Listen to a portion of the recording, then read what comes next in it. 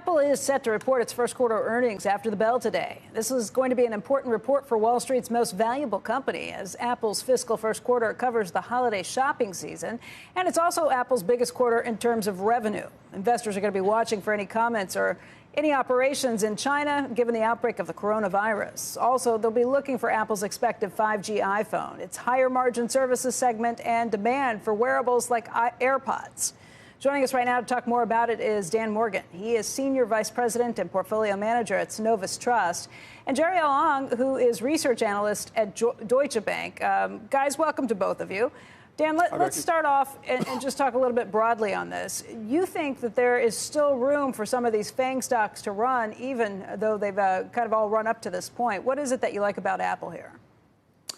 Well, Becky, Apple is a stock, obviously, that's doubled in the last year. We've owned it since 2005, so we have a cost base of about $5.50 a share. So it's a huge winner for us. I think what's going on with Apple right now is that you've got a bit of a revision in terms of the multiple. I mean, if you look at the average PE over the last 10 years, it's about 15 times earnings. It now trades, 25, 26 times earnings. And I think what some of the things you just mentioned in terms of some excitement surrounding the stock, in terms of going into the close of this year in terms of 5G, you've got AirPod, you've got the Apple Watch, which is kind of picking up the slack until we can start to kind of ramp up at the tail end of the year. So I think you're going through a bit of a revision in terms of how we're valuing a company like Apple. I don't think it's thought of as just kind of a slow growth company like in the past, where you may carry a 10 or 15 times multiple. So to answer your question, Becky, I still think there is some ability going forward for Apple to continue to perform well in 2020.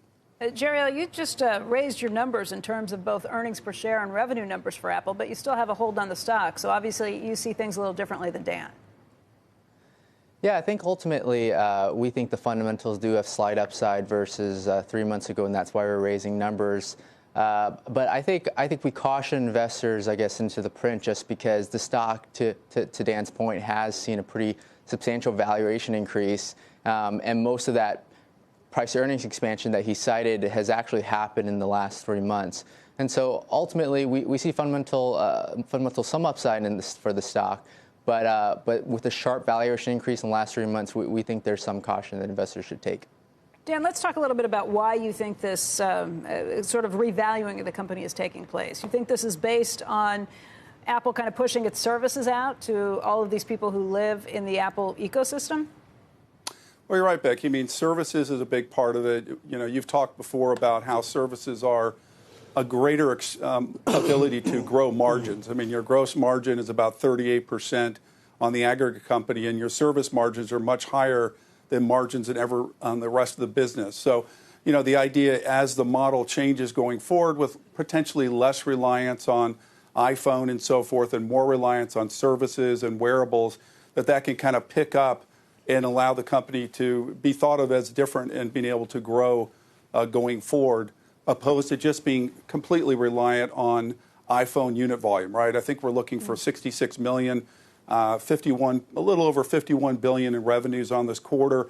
Doesn't really show a lot of growth. So how do you make up for it, right, Becky? Services, wearables, and these other areas, and try to grow those margins over time and make the product mix or the revenue mix different, which could allow for a higher multiple. What multiple do you think this stock deserves, let's say, a year from now?